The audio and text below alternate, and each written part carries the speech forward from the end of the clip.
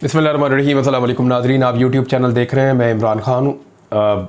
मेरे वीलॉग आप नहीं दे सके, पिछले 2-3 वीलॉग मिसिंग थे और उसकी वजह ये थी कि मेरी सेहत के मसाइल चल रहे थे काफ़ी अरसे से और रेस्ट नहीं मैं कर पा रहा था।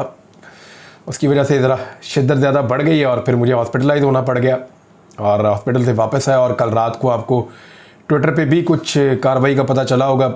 मेरे घर के यहाँ बैक साइड पे कल 7-8 नामालूम अफराद जो थे वो मुख्तलिफ़ जगहों पे फील्डिंग लगा कर खड़े थे और जो सिक्योरिटी वाले हैं उन्होंने उनको देख लिया। उसके बाद उनको लाइट मारी क्योंकि वहाँ बहुत अंधेरा था और उस अंधेरे में वो लोग खड़े हुए थे।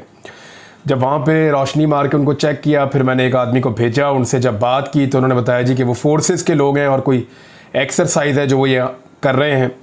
तो उसके बाद फिर उनसे हमने बात करना चाहिए तो वो उस तरफ चले गए और फिर उसके बाद बात नहीं हुई, लेकिन ये लोग खड़े रहे। मैंने इसको ट्विटर पे डाल दिया और अपनी सिक्योरिटी को मैंने थोड़ा सा और टाइट कर दिया। फिर हम ख्याल रखते रहे थोड़ी देर तक, लेकिन ये आपको आइडिया है कि क्यों होता है और कौन करता है। लोग तो सरकारी लग रहे थे जो थे, क्योंकि मैं तो नहीं जा पाया, मेरी तबीयत ठीक नहीं थी। मैं बेड रेस्ट पे था तो मैं खुद मूव नहीं कर पाया, वहाँ जाकर देख नहीं पाया।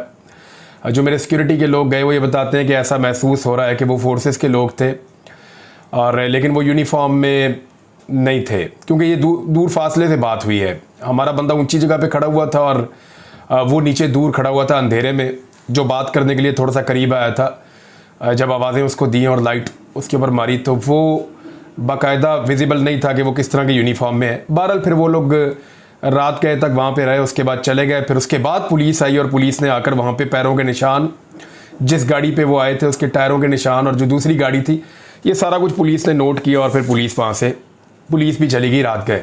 तो ये एपिसोड हुई है। इससे पहले भी इसी तरह यहाँ पे मेरे घर को घेरते थे। पहले तो पुलिस घेरती थी, अब पुलिस जो है वो पंजाब की है तो पुलिस नहीं है, कोई और फोर्सेस हैं। लेट्स सी ये क्या करना चाहते हैं, क्या देखना चाहते हैं। और ये सिर्फ़ और सिर्फ जो है वो एक सिचुएशन क्रिएट करने की कोशिश होती है। तो मैंने ये गुजारिश की है कि जिसने भी आना है दरवाजे से आओ। पहले भी मैंने कोई किसी किस्म का रिस्ट नहीं किया, पहले भी किसी किस्म की मुज़ामत नहीं की। जब भी कोई दरवाजे से आएगा किसी किस्म की कोई मुज़ामत नहीं होगी। हाँ, लेकिन कोई दीवार फैलाएगा, कोई शख्स जो है वो गैर कानूनी तरीके से मेरे घर में दाखिल होने की कोशिश करेगा, चाहे 1 हो चाहे 100 हो, तो उनको फिर मुश्किलात का सामना करना पड़ेगा। जितनी मुश्किल में हम उसको डाल सकेंगे उतनी मुश्किल में हम उसको डालेंगे। लेकिन अगर कोई दरवाजे से आएगा तो उसके लिए हमारे दरवाजे खुले हैं, बेशक 1 मरतबा छोड़ के 10 मरतबा आप आएँ, ड्राइंग रूम में बिठाएंगे। अब आ जाएँ जनाब खबरों की तरफ। पहली खबर जो है, बल्कि शुरू ही वहाँ से कर लेते हैं कि रियाज पीरज़ादा साहब हैं वफाकी वज़ीर बराए इंसानी हुकूक, उनका स्टेटमेंट पहले और फिर उसके बाद आपको अख्तर मेंगल साहब का स्टेटमेंट, ये दोनों मैं आपको बताता हूँ। रियाज पीरज़ादा साहब ने कौमी असम्बली से खिताब करते हुए कहा कि मुल्क के हालात हमसे मज़ीद मुंह नहीं मोड़ सकते, मुल्क के हालात से हम मज़ीद मुंह नहीं मोड़ सकते। और उन्होंने अख्तर मेंगल का शुक्रिया अदा करते हुए कहा कि शुक्र है कि ईवान में ऐसे लोग मौजूद हैं जो 1993 में देखता था इंसानी हकूक़ के हवाले से हमें बैनुल-अक़वामी सतह पर भी तनकीद का सामना करना पड़ रहा है। फिर उन्होंने बाहर निकले और निकल कर उन्होंने बताया कि जो सूरत-ए-हाल पैदा हो चुकी है इसमें इदारे ज़िम्मेदार हैं यहाँ तक पहुँचाने के लिए। और उन्होंने कहा कि इदारों को ज़िम्मेदार करार देते हुए उन्होंने कहा कि पार्लियामेंट जुर्रत नहीं कर सकती और पार्लियामेंटेरियंस को ख़रीदा जाता है। वो रजीम चेंज ऑपरेशन में भी ऐसे ही पार्लियामेंटेरियंस को ख़रीदा गया था और उन्होंने अपनी बेबसी का इजहार किया है। अख्तर जान मेंगल साहब बड़े ज़बरदस्त सियासतदान हैं, बलूचिस्तान से आपका ताल्लुक़ है और आपकी पूरी एक पार्टी है। अख्तर मेंगल साहब के बलबूते पर यह हुकूमत खड़ी है। तो अख्तर मेंगल साहब ने जो है वो ये कहा कि कभी हमें यहाँ धकेल दिया जाता है, कभी हमें वहाँ धकेल दिया जाता है।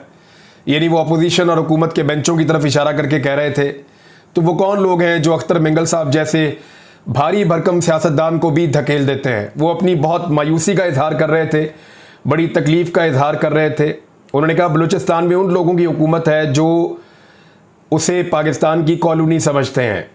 बलूचिस्तान में मुतअद्दिद वाक़यात में शहरियों को गोलियां मारकर शहीद कर दिया गया है और उन्हें दहशतगर्द करार दे दिया गया। जमहूरी और गैर जमहूरी हुकूमतें आती रहती हैं, लेकिन बलूचिस्तान के हालात तब्दील नहीं हो रहे। इससे हमारे इस दावे की तस्दीक होती है कि बलूचिस्तान में इन लोगों की हुकूमत है जो उसे पाकिस्तान की कॉलोनी समझते हैं। खारान में महकमा इंसदाद दहशतगर्दी के हाथों मारे गए 3 लोगों में एक तालिब इल्म वसीम ताबिश शामिल था, जिसका कसूर सिर्फ इतना था कि उसने लापता अफराद के लिए शायरी की थी।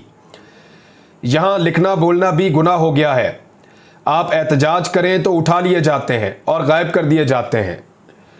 बड़ी भयानक पिक्चर दिखा रहे हैं अख्तर जान बेंगल साहब। न जाने ये कुव्वतें क्या चाहती हैं। खुदा का वास्ता हमें इस मुकाम तक ना धकेला जाए जहां से वापसी का रास्ता मुमकिन ना हो। इन हथकंडों से आप दहशतगर्दी तो ख़त्म कर सकते हैं, लेकिन नफरत के जो बीज बोए जा रहे हैं उन्हें दुनिया की कोई एटमी ताकत ख़त्म नहीं कर सकेगी। अगर हमें इस मुकाम तक धकेला गया तो हमसे वापसी की उम्मीद ना रखें। बलूचिस्तान